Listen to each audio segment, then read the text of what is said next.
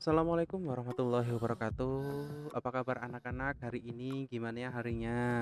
Sehat kan? Semoga sehat selalu ya.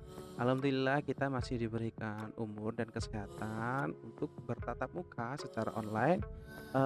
Kita melaksanakan belajar daring.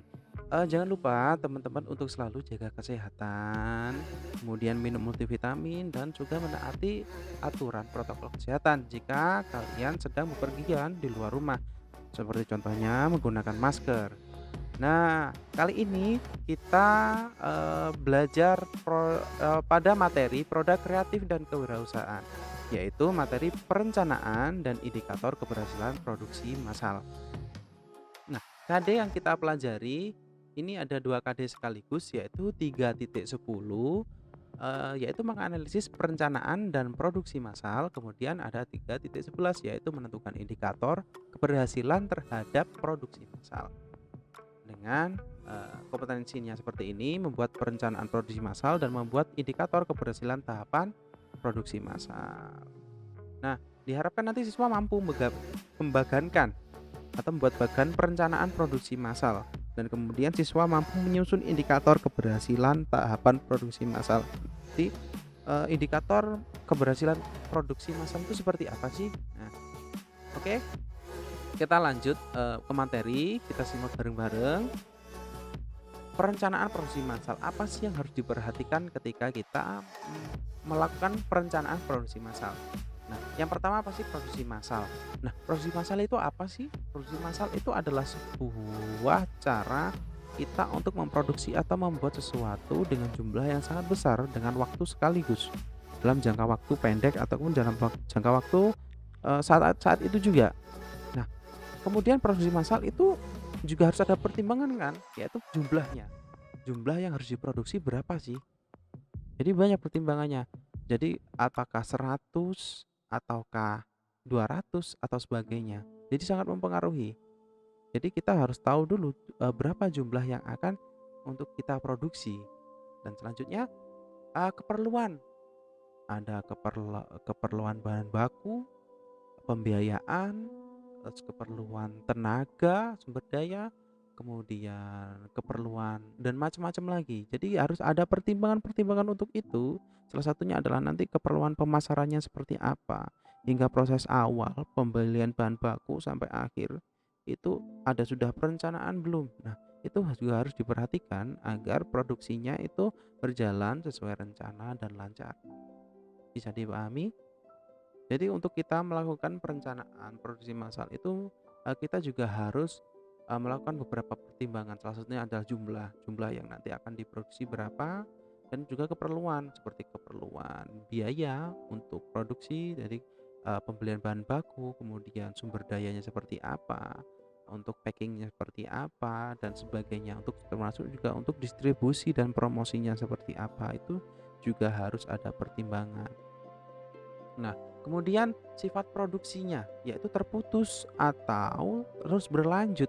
Maksudnya terputus itu mungkin bisa jadi, produksinya itu jika ada order saja melakukan produksi atau mungkin harus melakukan produksi terus-menerus. Ini juga harus terpikirkan mulai dari awal sebelum kita melakukan perencanaan produksi massal.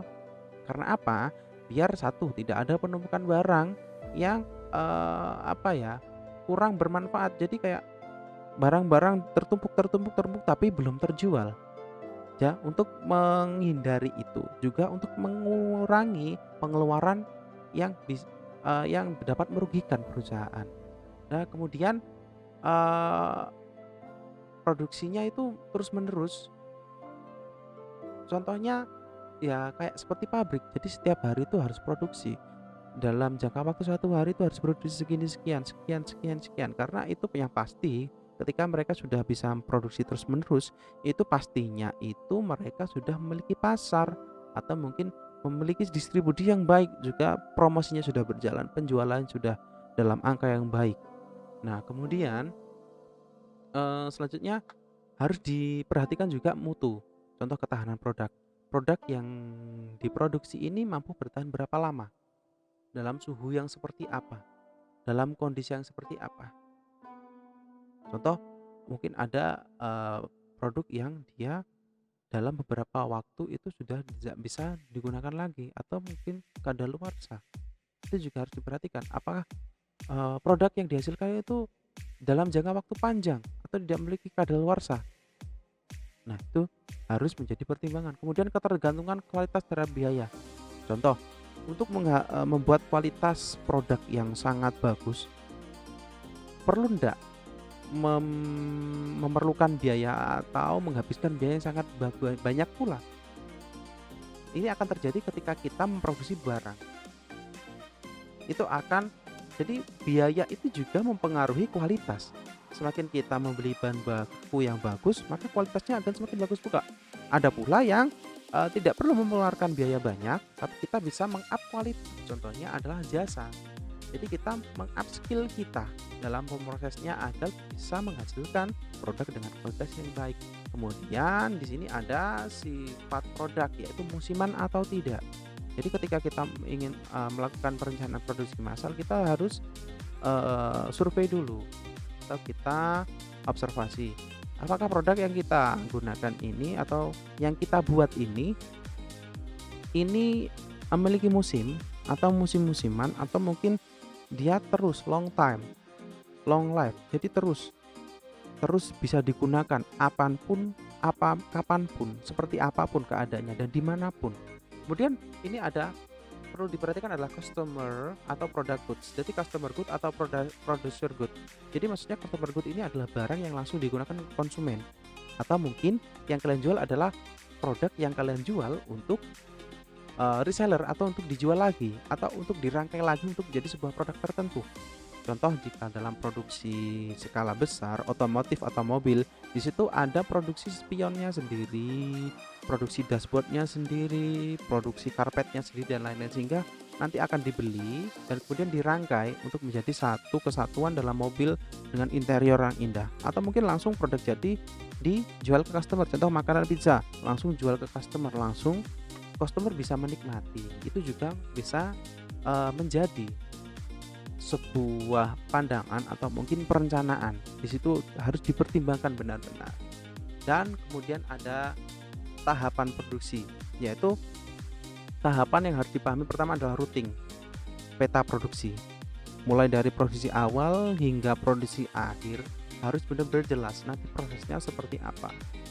Proses yang tidak bisa dilewati seperti apa dan proses yang harus dilakukan itu seperti apa agar kualitas bahan terjaga dan kualitas produk juga terjaga. Harus gimana? Contoh kalau barang yang mudah basi kemudian ditimbun terlalu lama pasti tidak bisa digunakan lagi. Nah, paham? Kemudian yang selanjutnya adalah scheduling jadwal. Scheduling atau jadwal ini ada penjadwalan kapan produksinya. Dalam satu produksi membutuhkan waktu berapa lama? Ya, dalam produksi membutuhkan waktu berapa lama? Untuk menghasilkan produk sekian menghasilkan berapa lama? Oke, ini ada penjadwalan agar produksinya berjalan lancar dan tidak ada halangan apapun. Dan kemudian ada dispatching atau penentuan produksi. Kapan produksi ini akan dilakukan? Contoh waktunya, produksi untuk ini bagusnya malam, bagusnya siang, dan sebagainya. Bagusnya adalah awal bulan, akhir bulan. Nah, itu adalah penentuan produksinya kapan. Setelah jadwal tersusun, produksinya mulai hari ini sampai hari ini, jam segini sampai jam segini. Nah, itu sangat berurutan, bukan? Pertama routing, pemetaan produksinya seperti apa, dan kemudian di sini ada scheduling jadwal, kemudian ada penentuan produksinya, dan kemudian pastinya ada tindak lanjut. Oke, ditindaklanjuti, diproses dan sebagainya sampai menghasilkan produk. Kemudian indikator keberhasilan sendiri menurut Suryana itu ada modal, kemudian ada pendapatan, ada volume penjualan, dan ada output produksi serta tenaga kerja. Jadi pertama modal, jika modalnya itu berjalan dengan baik dan tidak ada kerugian apapun dari modal yang dikeluarkan awal, itu ketika produk terjual semua itu modalnya itu minimal sama seperti yang awal dikeluarkan. Ya harusnya lebih pastinya harus lebih dari modal awal yang dikeluarkan. Nah, itu adalah salah satu faktor indikator keberhasilan. yang disampaikan oleh Suryana pada tahun 2003. Nah, kemudian lanjut, ada pendapatan. Pendapatan adalah profit atau hasil bersih penjualan yang sudah dikurangi oleh modal awal. Nah, kemudian volume penjualan. Nah, salah satu indikator keberhasilan itu adalah penjualan. Minimal adalah stuck atau produksinya kalau hari ini 100, besok 100, terus 100 dan seterusnya. Jangan sampai 150, 25, akhirnya 10, 10, 10. Nah, itu berarti ada penurunan. Berarti ada faktor ketidakberhasilan dalam produksi di situ. Nah, apalagi yang paling bagus itu adalah ketika 100, sekarang 100, kemudian naik ke 150, 200 dan selanjutnya naik. Nah, itu sudah dipastikan di situ ada faktor keberhasilan dalam produksi. Nah, kemudian di sini ada output produksi. Nah, output produksinya ini berjalan dengan baik atau diterima dengan masyarakat atau tidak. Ketika produk itu diterima dengan masyarakat dengan baik dan direspon masyarakat dengan baik, jadi di sini dapat disimpulkan bahwa produksi massal tersebut itu berhasil karena output produksi tersebut atau produk tersebut dapat diterima oleh masyarakat dan digunakan oleh masyarakat, apalagi dalam jangka waktu yang cukup lama, cukup panjang. Nah, kemudian tenaga kerjanya itu salah satu keberhasilan produksi itu adalah ketika tenaga kerja itu stabil dan nyaman mereka. Jadi mereka juga dipengaruhi jadi ketika tenaga kerja berkualitas. Nah, ketika tenaga kerja memiliki skill yang berkualitas atau skill yang kompeten juga itu akan menghasilkan produk-produk unggulan juga. Nah, itu juga akan mempengaruhi. Dan semakin bagaimana seorang wirausahawan melakukan treatment atau memperhatikan karyawan-karyawannya itu juga akan menunjang mereka menghasilkan produk yang berkualitas dan bagus. Nah, kemudian ada Dwi Rianti yang mengatakan ada 7 faktor untuk indikator keberhasilan, yaitu peningkatan dalam akumulasi modal dan peningkatan modal. Nah, kurang lebih seperti di awal ketika modal yang dikeluarkan setiap hari berjumlah. Nah, berjumlah terus, tapi tidak main lah ya. Dalam artian berjumlah ini profitnya juga ikut berjumlah, jadi ikut bertambah. Nah, ini berarti dia sudah berhasil dalam melakukan produksi. Kemudian jumlah produksi meningkat, jumlah pelanggan meningkat pula, terus ada perluasan usaha. Ini adalah salah satu indikator keberhasilan dalam produksi. Kemudian ada perluasan daerah pemasaran, perbaikan sarana fisik dan pendapatan usaha, yaitu profit. Nah, kurang lebih 2 indikator yang disampaikan Suryana dan Dwi Rianti ini kurang lebih sama persis. Dalam artian indikator keberhasilan produksi ini akan dinilai berhasil ketika ada peningkatan modal yang dikeluarkan dalam setiap kali produksi dan kemudian ada peningkatan profit atau keuntungan, serta ada peningkatan penjualan ataupun produksi dan pelanggan atau mungkin perluasan usaha. Di situ sudah pasti di situ dikatakan berhasil, apalagi produknya diterima oleh masyarakat, itu sudah pasti dinyatakan produknya berhasil dalam produksi massal. Nah, sudah paham? Sudah jelas? Nah, kurang lebih itu yang bisa saya sampaikan. Nanti kita sambung lagi dengan materi yang selanjutnya. Jangan lupa untuk selalu jaga kesehatan dari saya.